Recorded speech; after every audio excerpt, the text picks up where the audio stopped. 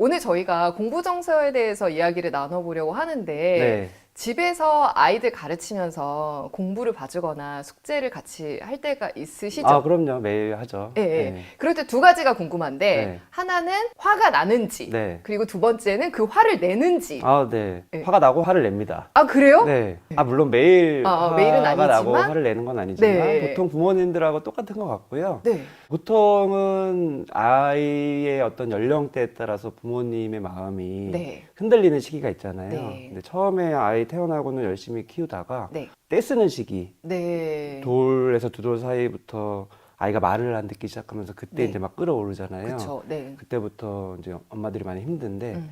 그거가 이제 조금 소강되고 네. 이제 내가 좀 살만하면 음. 그다음에 이제 다시 찾아오는 네, 게 찾아오는 게 네. 바로 네. 숙제시키고 공부시키고 하라고 하는데 그게 내 마음대로 안 될 때 찾아오는 네. 이 분노, 네. 화. 네. 이게 이제 보통 엄마분들이 다 경험하는 거를 저는 제 아이를 키우기 전부터 경험을 간접적으로 하다가 네. 저도 이제 아이를 키우면서 그 시기가 찾아온 지도 좀 됐죠. 네. 역시나 가르치는 거는 진짜 쉽지가 않구나. 네. 어린이집에서도 선생님들이 아이들을 돌볼 때는 화가 안 나지만 네.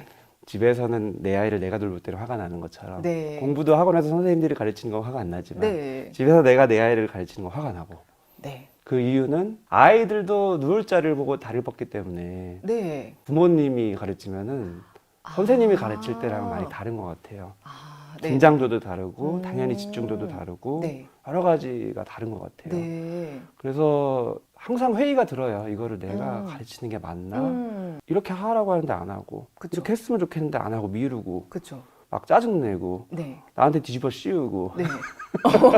네. 엄마 때문에 틀렸잖아. 엄마 때문에 틀렸잖아. 네. 많이들 경험하시는 게 이제 보통 이제 수학 영어가 우선 나오는 과목인데 네. 영어는 또 요즘 애들이 우리 세대보다 잘하니까 네. 엄마도 모르는 단어 하나만 나오면은 이제 맞아요. 그거 가지고 무시하기 시작하고 지적하고 네, 발음 지적하고 이상하다고 발음에 하고. 대해서 네. 그렇고 막 따라하고 막 그러는 분위기 네. 막 화나고 네네. 저도 뭐 학창 시절에 수학을 잘했는데도 불구하고 네. 기억이 안 나요. 맞아요. 그다음에 요즘 문해력 이런 게 또 이슈긴 한데 네. 수학은 알겠는데 뭘 하라는지 그 설명을 모두 이해가 안 돼요. 그러니까 공부할 때 크게는 두 가지인데 하라고 하는데 안 하고 버팅기고 이래서 이제 그쵸. 화가 나는 거 하나 하고 잘했으면 좋겠는데 똑같은 부분에서 계속 실수를 한다든지 그쵸. 이제 그렇게 좀 퍼포먼스가 안 나오는 성과가 안 나오는 데서 또 화가 나기도 하고 태도 문제와 결과 문제. 결과 네, 두 가지 면에서 문제가 아주 많더라고요. 네, 지금 말씀하신 그 문제라는 게 사실은 거시적인 관점에서 보면 문제가 아닌 거를 머리로는 알죠. 네. 문제라는 표현보다 저가 선호하는 표현은 갈등. 아, 네. 이제 마음의 심리적인 갈등이 부모에게도 일어나고 또 중요한 거는 아이에게도 일어나요. 네, 그쵸. 이게 좀 거시적인 관점에서 보면은 갈등이 생기면 안 좋은 거 아니냐? 그걸 피하기 위해서는 효율적인 거는 외주 맡기면 되지 않냐? 여유가 있으면 과외를 붙이든가 네. 아니면 학원을 하나 더 하든가 하면은 네. 그냥 맡겨버릴까? 이런 고민이 네. 들다가도 그건 갈등을 회피하는 거예요. 네. 갈등을 회피하면은 문제가 뭐냐면은 우리의 이제 육아나 어쨌든 부모 역할을 하는 제일 궁극적인 목표는 독립적인 인격체로 성장시키는 거잖아요. 네, 네. 사회 구성원으로서. 공부를 시키는 이유도 역시 그거고. 근데 그러기 위해서 필수적인 조건은 자기라는 존재에 대한 뭐 정체성이라고 부를 수도 있고 자기감이라고 부를 수도 있고 자아라고 부를 수도 있고 이런 영역이 점점 확고해지는 게 필요해요. 근데 그게 확고해지려면은 갈등이 필수적이에요. 네. 힘겨루기를 해야 돼요. 근데 많은 분들이 이 힘겨루기에서 바로 화가 나는 거예요. 네. 그래서 뗐을 때도 이게 뭔가 밀당이 되는 것 같고 말로 이제 미취학 직전에 논리적으로 자꾸 막 이렇게 뭔가 공격하는 느낌 들 때 기싸움 밀리는 것 같고 공부도 그런 힘겨루기예요. 네. 공부해라 하기 싫다. 숙제해라 싫다. 왜 해야 되냐? 공부 왜 해야 되냐? 네. 다 알면서 네. 엄마는 뭐 옛날에 공부했냐? 그다음에 다 알아요 애들도. 네. 엄마 때는 지금보다 공부 덜 하지 않았냐? 네. 지금은 공부 다 많이 하는 분위기다 억울하다. 네. 이런 식으로 막 또 하죠. 그럼 할 말이 없죠. 또 화가 나고.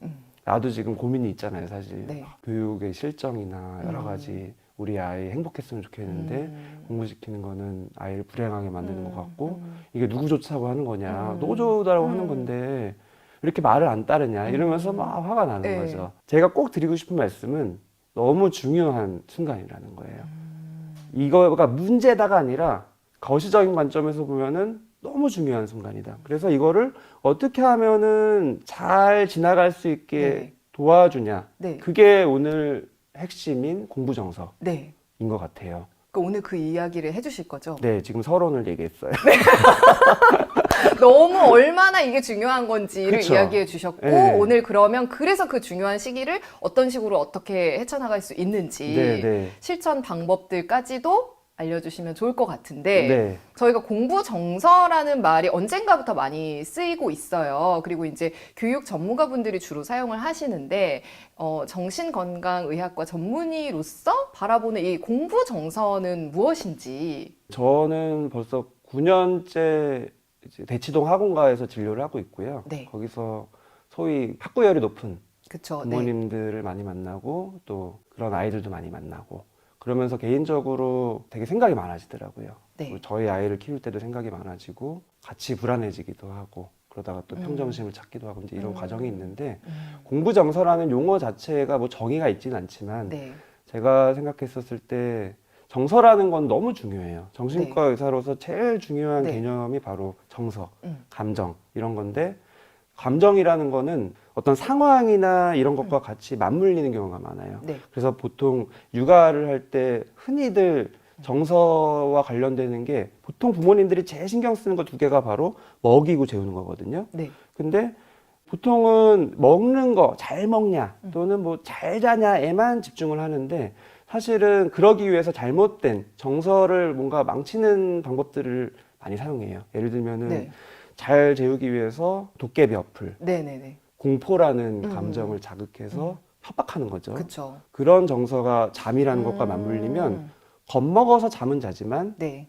잠이라는 거 개념에 대한 부정적인 정서가 거기 같이 개념화가 돼요. 네. 큰 이제 그림에서 봤었을 때는 잠을 편안하게 자지도 못하고 뭔가 쫓기는 듯이 자고 밤만 되면 왠지 불안하고 이런 마음으로 계속 가게 되는 경우 되게 많고요. 네. 식습관도 마찬가지. 네. 잘 먹기 위해서 한 숟갈 더 주고 막 골고루 먹이기 위해서 막 억지로 먹이고 이게 이제 물론 아이 좋으라고 하는 거지만 아이의 정서적인 측면에서 봤을 때는 굉장히 큰 통제감을 맛봐요. 통제감이라는 게 뭐냐면은 나를 부모가 자기 마음대로 좌지우지한다. 이 시점에서 되게 중요한 개념을 꼭 설명드리고 싶은 게 뭐냐면은 사람의 본능이랑 정서랑 상관이 많아요. 본능이 뭔가가 역행되는 느낌을 받았을 때 부정적인 정서가 올라와요. 네. 아주 중요한 사람의 양끝의 극단적인 본능이 뭐냐면은 자유의 욕구, 독립의 욕구예요. 쉽게 말하면 내 마음대로 살고 싶은 거. 아이가 초반에는 없다가 점점 그게 생기는 네. 거예요. 계속 생겨요. 네. 3살, 7살, 뭐 청소년, 성인까지 계속 생기고. 그 다음에 반대쪽 측면. 그러면 혼자 살면 되는데 보통 사춘기 때 가장 부모가 힘든 이유는 자기 마음대로 하고 싶다 그래서 맘대로 하라 그러면은 또 왜 나는 신경도 안 쓰냐고. 이렇게 네. 왔다 갔다 해요. 근데 네, 그게 네. 아이가 이 상황에서가 아니라 이 두 가지 본능 사이에서 왔다 갔다 하는 건데 그게 네. 바로 뭐냐면 의존 욕구, 네. 친밀감, 유대감의 욕구, 내 편이 되어줬으면 좋겠는 욕구. 이거는 서로 상충돼요. 네. 근데 이 두 가지가 각각 자극되는 게 부정적인 정서랑 관여가 많이 돼서 아까 말씀드린 공포라는 거는 네.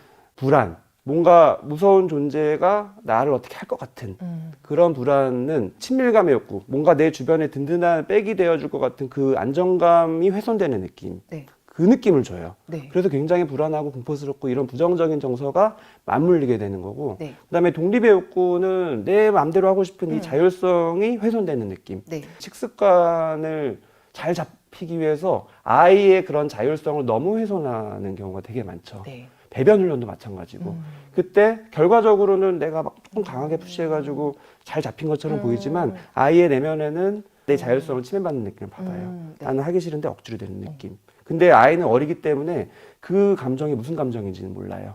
근데 점점 커가면서 그 감정이 점점점 깊어지고 넓어져요. 그게 바로 뭔가 내 자율성을 훼손받았을 때 찾아오는 핵심 감정은 수치심, 부끄러움. 내가 내 존재감을 뭔가 인정 못 받는 느낌. 이게 되게 중요한 부정적인 감정이에요. 근데 이 얘기 드리는 이유가 지금까지 식습관, 뭐 수면, 뭐 배변 이런 얘기를 드렸지만 학습이라는 것도 이게 다 작용해요. 그러니까요. 네. 사실 굉장히 다르게 많이 보시거든요. 초등학교 갔더니 갑자기 힘들어졌어라고 하는데 이렇게 설명을 들으니까 별반 다르지 않은 것 같아요. 아이를 골고루 잘 먹이고 잘 재우고 아이를 위해서 하는 행동들인데 그 과정에서 협박이나 네. 이제 이런 것들이 방법이 좀 잘못되면서 아이에게 부정적인 감정을 심어주듯이 그쵸. 공부도 정말 그런 것 같거든요. 그렇죠. 보통 그래서 공부 정서를 뭐 잘 만들어보고 싶죠. 네. 그러면 오해하는 게 정서라는 거를 이제 공부와 관련된 감정을 좋게 해서 네. 공부를 내가 재미있게 즐겁게 자기주도적으로 하고 싶도록 그쵸. 만들어주고 싶잖아요. 그렇죠. 네. 근데 정서는 그런 게 아니에요. 정서는 의도적으로 감정을 부여시켜주는 게 아니라 이미 아이한테 있는 거예요. 예. 예, 이미 아이한테 그 순간에 찾아오는 거예요. 그래서 내가 공부를 시키는 순간순간마다 아이의 반응을 잘 봐야 돼요. 네.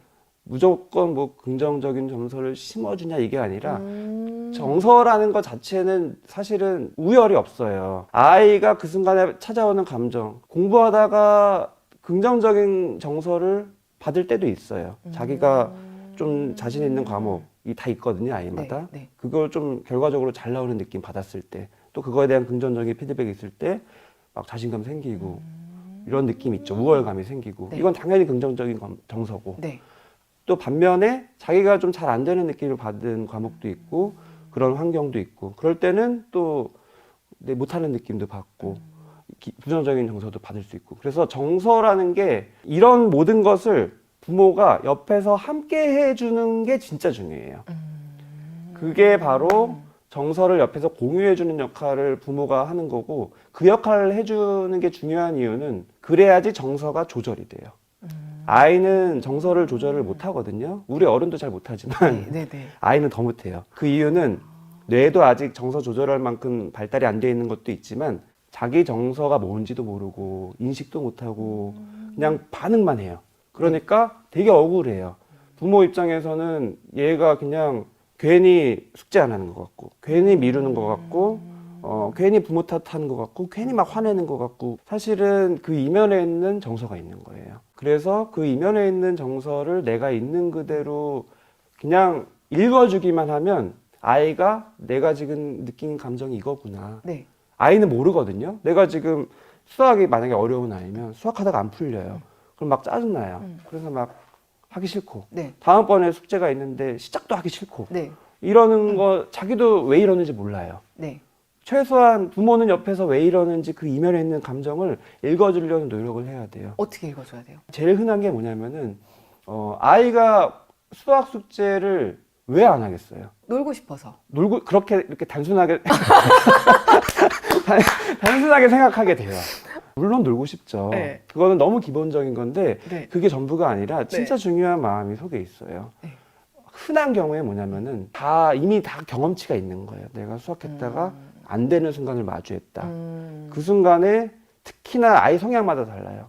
되게 잘하고 싶은 마음이 많은 승부욕도 많고 네. 경쟁심도 많고 이런 아이는 뭔가 안 풀리는 순간에 감정적으로 좌절감을 그만큼 또 많이 받아요. 네. 내가 뭔가 잘하고 이겼을 때 좋은 느낌 많이 받을수록 반대 측면에서 안 됐을 때 좌절감을 많이 받아요.